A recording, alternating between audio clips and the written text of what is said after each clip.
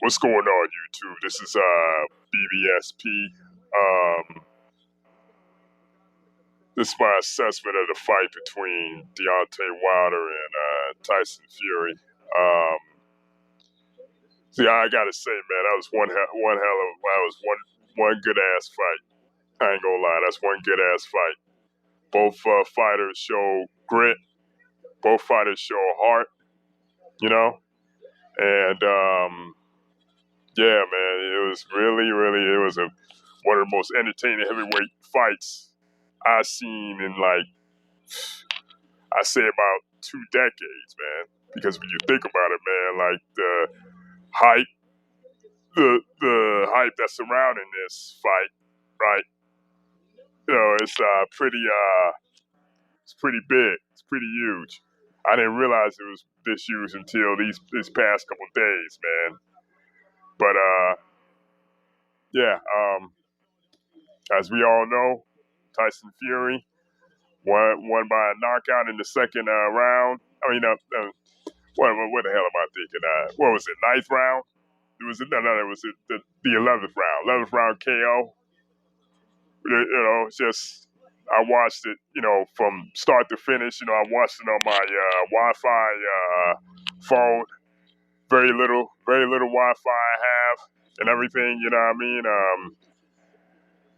The first 3 rounds belonged to Deontay Wilder, in my opinion, man. He stick with the game plan, He didn't try to brawl him. He didn't try to go for the kill. You know what I mean? He was boxing him to a T. Boxing him to a T. He was following the game plan to a T, and I don't care what nobody says, man. That shit was bothering Fury, man. That shit was bothering Fury straight up. And it kind of rattled him a bit right up until that knockdown in the 4th round when Fury hit Wilder with that uppercut. Now, I noticed that after that first knockdown of Wilder, he wasn't the same no more, man. He looked lethargic. He looked out of place.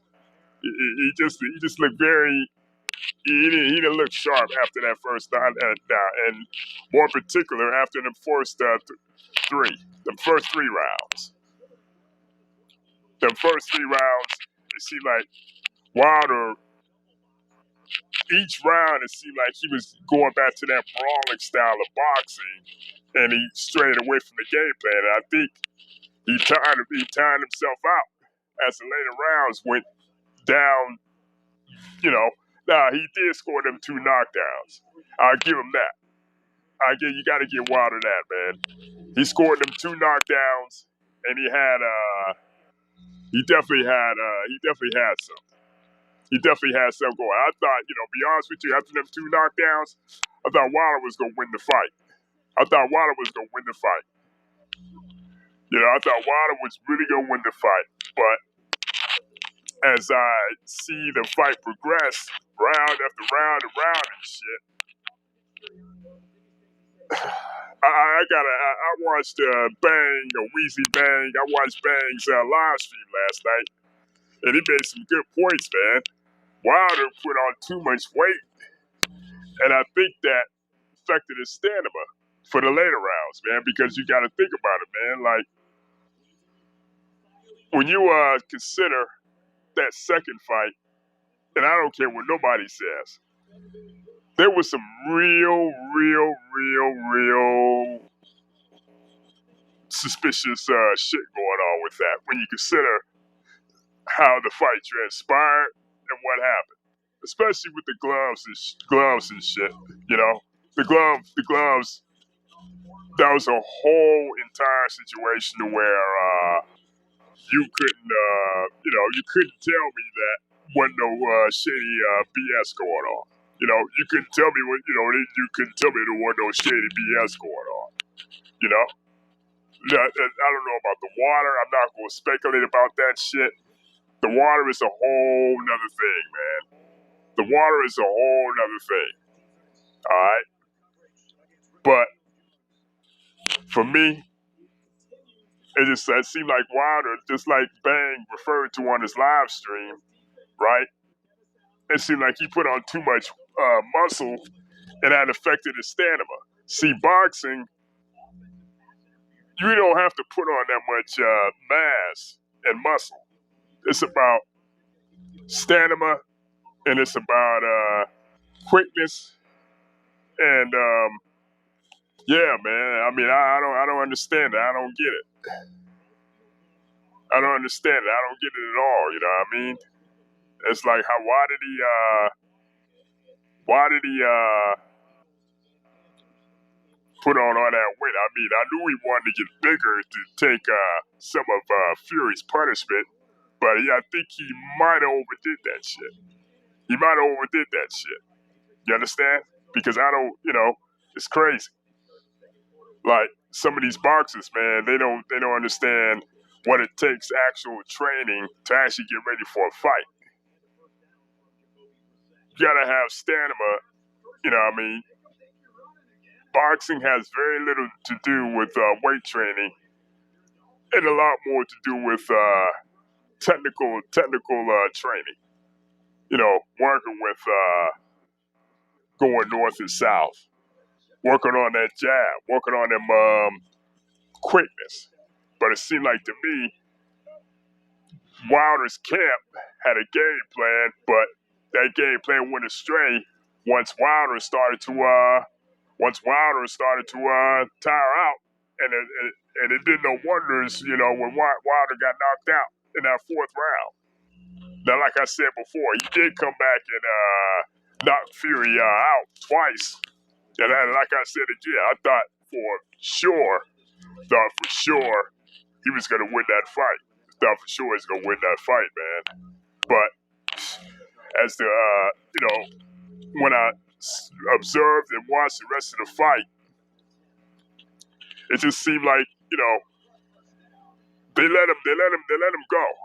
They straight up let him go, man. You know what I mean? And there was a lot of shit that Fury got away with holding, grabbing, touching, headlocks, and it seemed like to me, Fury got in a few cheap shots. He got in a few cheap shots, man. He got in a few cheap shots, if you ask me. I mean, I don't care what nobody says, you know what I mean? There's a reason Fury had them headlocks, and Fury's a big dude, you know? Fury's a big dude, okay? And for me, I don't know, man. Like, the combination of Fury's power, along with Wilder putting on too much weight and him running out of gas and not having enough stamina to withstand the punishment, I think contributed to the Wilder losing, you know? And it's just like, end of the day, Fury won the fight fair and square. Fury deserves to be champion end of the day, man. I'm not going to be sitting here making excuses this time around, you know what I mean? I'm not going to be sitting here saying he lost because of this or he lost because of that. But I will say, they let Fury get away with some real suspicious shit. But I'm not going to sit here and take that away from the end of the day, you know? I mean, to me, the main reason Wilder lost this fight is number one, he strayed away from the game plan after the third round, and especially when Fury knocked him out in the fourth round. And after that knockout, it seemed like Fury wasn't the same. He was very lethargic. He was very inconsistent. And just the rest of the fight, he had wobbly feet. And I don't think he really recovered from that first knockdown, if you ask me. But yeah, you got to give both fighters credit. They both showed, like I said before, they showed grit. They showed heart. You know what I mean? It's just that for me, Wilder's camp blew this fight. along with Wilder himself putting on too much weight. You know, I feel as though if he was maybe 5 pounds lighter, 6, 7 pounds lighter, I think he would have won this fight because then he would have had the stamina to finish them knockouts. He would have had the stamina to finish the knockouts. You know what I'm saying? You know, and he wouldn't have got tired. He would have withstood Fury's punishment.